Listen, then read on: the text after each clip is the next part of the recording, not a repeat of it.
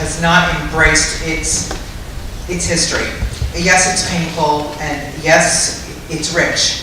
And what I have come to understand, and anecdotally, I went to Amsterdam a couple of years ago, and they have the Anne Frank Museum in Amsterdam. And the Anne Frank Museum gets millions and millions of visitors a year because 6 people lived in an attic for 2 years. And that alone garnishes millions and millions and millions of visitors. And what I don't understand is why we don't recognize, I mean, not that I'm downplaying Anne Frank, I'm just saying that 6 people living in an attic and a 13-year-old girl wrote a book keeps a museum going with millions and millions and millions of visitors a year.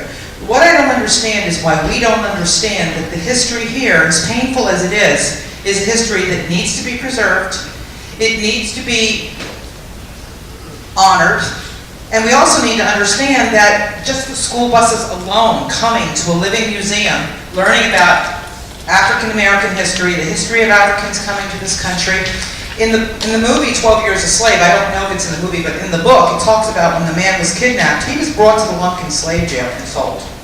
So Richmond is a nexus for all of that history, and I believe that there is, and if people want to talk about the economic opportunity, I think the economic opportunity of a slave in an African historical site and a historical museum on the Lumpkin slave jail is in its own way an opportunity for business, growth, restaurants. As I said, just the school truck buses alone coming all year long would be an absolute economic boom. So I think we're just, we got this Redskin thing, what we put $5 million to. I want to know why the Redskins who spend that money in a weekend didn't pay for it themselves.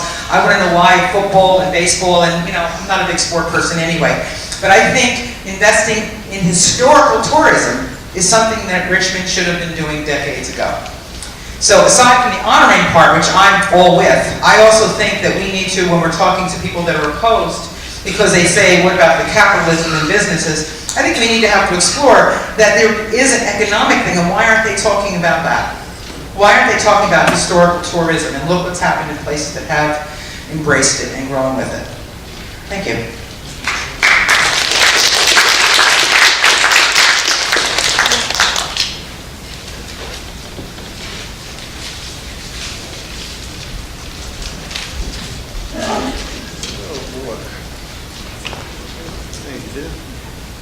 Good afternoon, everyone.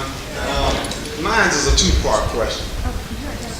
I'm Sat.Jan.4, and I'm a junior representative. I'm with Local 400. My first question is, how do you have a black community discussion without discussing economic development? The Economic Development Authority, they're open. They will tell you quite plainly what it's about. When they're not making a presentation in which they are being challenged directly to justify the project to those of us who are making the claim that we are, they will tell you quite pointedly. It's why the mayor keeps saying it's all or nothing. It's because the deals that they have worked out involve clearing the land on the boulevard for a short pump style, shopping district. And they are looking at possibly a Target or an IKEA or something like that to be the big anchor store. And so they feel that the best, not they feel, excuse me, they have arranged that the deal is that they clear that area entirely, and that means relocating the stadium. And because the counties and the city could not work out for the last 15 years what they were going to do when the current stadium became obsolete, the city went ahead with their plans to move it into Shakobad.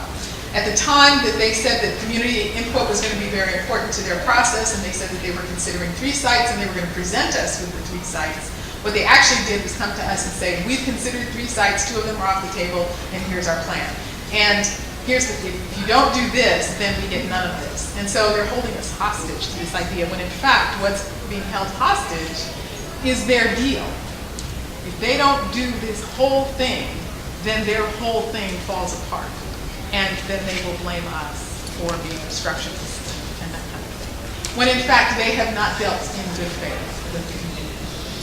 If they had not bothered to say things like the community input is very important, maybe we wouldn't be quite so annoyed. But they did. And they fed that to us because they think that's what we want to hear, that we don't actually pursue what that means beyond that. So, yeah.